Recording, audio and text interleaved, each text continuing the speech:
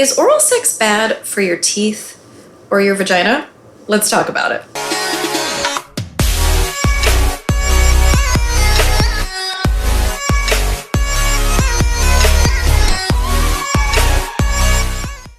Hey everyone, welcome back. I'm board-certified OBGYN Dr. Jennifer Lincoln. I'm an author, educator, and the host of this channel, which is the health class you wish you had in high school. You should have had in high school, but you didn't, so here we are. Go ahead and like and subscribe and turn on the bell so you never miss an upload with my educational content. This week's episode, oral sex, is it bad for you? And I'm not talking about sexually transmitted infections. Although I kind of will. But what I want to focus on is it bad for your teeth? And can it throw things off in your vagina and make you more prone to other kinds of infections? I feel like we don't talk about that enough. So I said I wasn't going to talk about STIs, but just a quick reminder that yes, you can spread them, you can get them, and you can give them during oral sex. So I'm talking about fun friends like syphilis, HIV, herpes, HPV, gonorrhea, chlamydia, and more can end up not only in your genitals, but also in your mouth and your throat.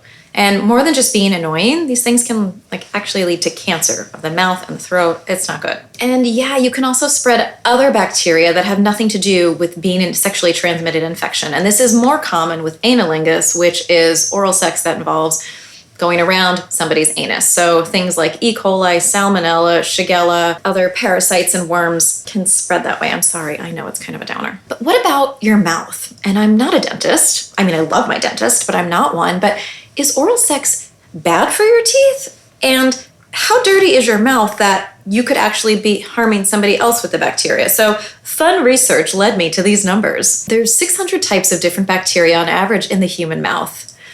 Yum. A tooth can have as many as 1 billion bacteria on it, included in the plaque that's on the tooth.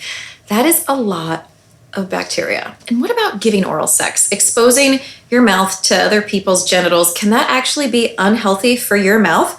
Well, one small study did look at this, and granted, it's a small study, only 411 women and people with vaginas that showed that when they more regularly gave oral sex, they were more likely to have problems with their gums, like gum disease. And they said here, small study, although we can't say that it caused it, it just happens to be linked, but it doesn't mean that it caused it. It could be plausible that giving oral sex increases the risk of oral disease, either through the introduction of microbes or mechanical trauma to the oral cavity. So either there's more bugs in there or there's trauma from the motion that can cause little tears and cuts, which can then get bacteria and stuff into the bloodstream, into the gums. Food for thought. What about oral sex and throwing off your pH? You know that on this channel, I talk very clearly about what washes to use, which ones not to use, and that the vulvar skin and the vagina itself really doesn't need a whole lot, but things can kind of throw it out of whack, and so you don't want to upset the pH.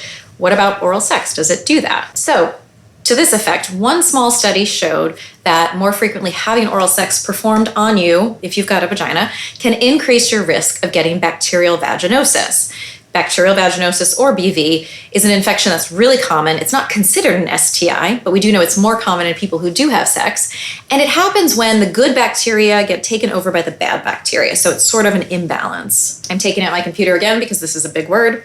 So one study showed that there's potentially a bacteria in our mouths that then, if you go onto somebody's vagina or vulva, that this bacteria can be transferred there, and this bacteria can help the bugs that cause BV grow. The name of this bacteria is Fusobacterium nucleatum.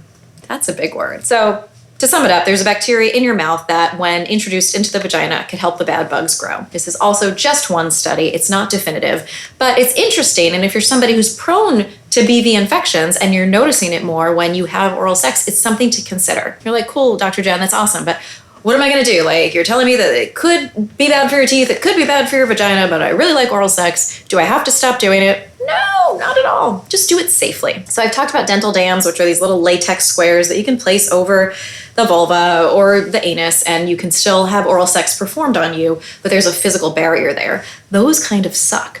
You can also buy these underwear called Laurels, which I'm not sponsored by, but I think they're super cool. And it's essentially a dental dam, but it's a wearable underwear. So you can wear it and have oral sex performed on you, and it means it protects the giver's teeth, mouth, gums, and it protects the receiver's genitals. And I love that. You should also get tested regularly. It's really important to know if you've got something like gonorrhea or chlamydia or herpes, and then you've got lesions or symptoms, like you shouldn't be engaging in sex at that moment, and your healthcare provider can help you manage this. And as always, to reduce the risk of BV, not just from oral sex or any kind of sex, you don't want to have any washes that have fragrances, no douching. You can look up here when I talk about the products that you should absolutely avoid because they could definitely make a BV nightmare. I hope you all found that helpful. If you've got any other questions about oral sex or BV or whatever, go ahead and drop them in my comment section. And until next week, have fun. Just stay safe out there, my friends.